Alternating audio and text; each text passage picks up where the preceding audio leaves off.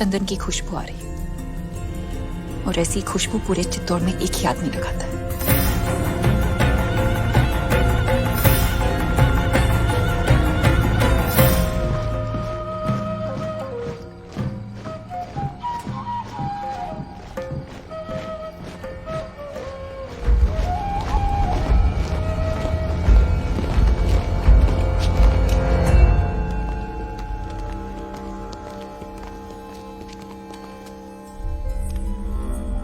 आधी रात में सिपाही भेज के इस तरह बुलाने का मतलब क्या है हुकुम?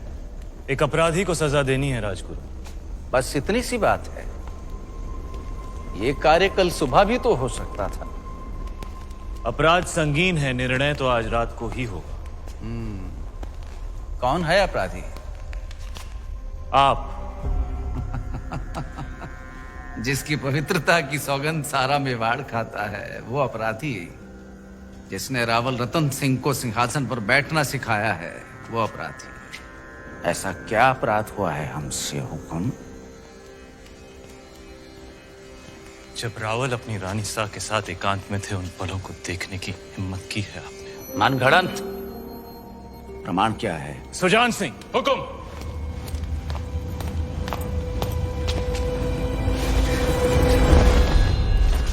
ये घाव हमारी कटार का है और प्रमाण आपका खून खुद दे रहा है। क्षमा कीजिए राजगुरु, हमने आपको गुरु समझा, विश्वास किया, चंदन समझकर माथे पर लगाया, पर आप तो चंदन से लिपटा सांप निकले। अगर हम चाहें तो इसी वक्त आपका सर कुचल सकते हैं, पर ब्रह्म हत्या हमारे उसूलों के खिलाफ है। ले जाइए इन्हें कारावास में, काल कोठरी का अंधेरा इनकी आंखों को शर्म सिखा देगा। क्षमा करे रावल साहब, पर हम कुछ कहना चाहते हैं।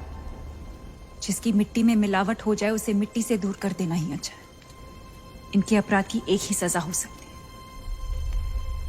देश निकाला। हम रानी सा की सोच से सहमत हैं। हमारी मिट्टी में मिलावट।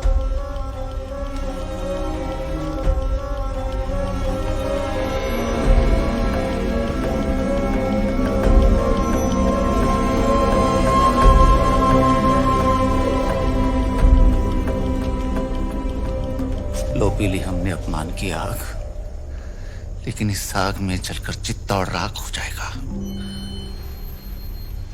विदा करने से पहले अपने गुरु के पांव नहीं छुएगा। सुजान सिंह, हुकुम।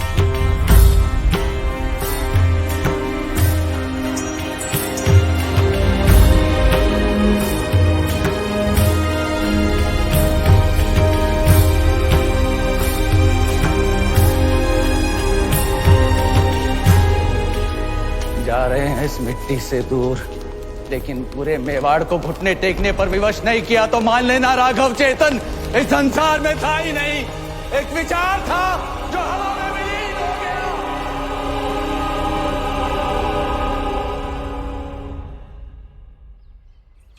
बड़े अब्बू, आपने अलाउद्दीन चाचा को कारा की जागीर क्या दी? उनके तो तेवर ही बदल गए। आपकी इजाजत के बगैर देवगिरी पे हमला किया और उसे लूट कर यहाँ आने के बजाय सीधा कारा पहुंच गए। इतात बेटे ने सही कहा। अलाउद्दीन न जाने कब आपसे बगावत कर बैठे। मैदान जंग में अलाउद्दीन अपनी तलवार चलाता है बेगम, और हम यहाँ बैठे बैठे सिर्फ अपनी जबान।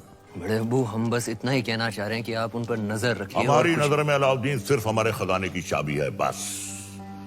हम कल ही करा जाते हैं। वो देवगिरी लूट कर आया है, हम उसको लूट कर आते हैं। सुभान अल्लाह, लाजवाब है तुम्हारा हुस्न, जिसने इन लोहे की जंजीरों को भी कीमती बना दिया। फिक्र मत करो, तुम हमारे हरम में बहुत खुश रहोगी जीताए। गुलाम हो तुम, सुल्तान नहीं। देवगिरी की राजकुमारी को तुम क्या खुश रखोगे? वल्लाह, हमारे इतने जुल्म करने के बावजूद भी इतना गुरूर। कायल हो गए हम तुम्हारे।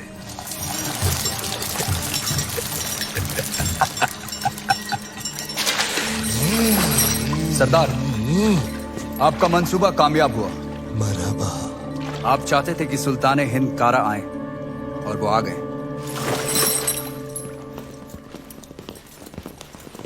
खिलजियों का परचम बुलंद रहे। यकीनन बुलंद रहे। ये अलाउद्दीन सुल्तान हिंद का इस्तेमाल करता है। खुशबाश, खुशबाश। खुशी भी हुई और हैरत भी। आप बगैर इत्तला किए अचानक कारा में कैसे? यही सवाल तो हम तुमसे पूछना चाहते हैं। देवगिरी लूट के सीधे दिल्ली आने के बजाय तुम यहाँ कारा में कैसे? तो क्या सुल्तान हिंद को अब हम पर एतबार नहीं रहा?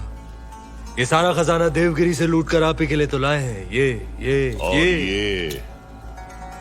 ये पत्थर नायाब है।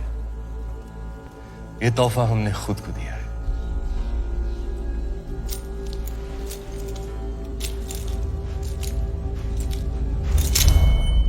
वाह सुभान अल्लाह। इस बेशकीमती याकूत की असली जगह तो सिर्फ और सिर्फ सुल्तान हिंद का ताज है। लेकिन तुम मायूस ना हो अलाउद्दीन, हम भी तुम्हारे लिए एक बहुत ही नायाब तोहफा लेकर आए। ये गुलाम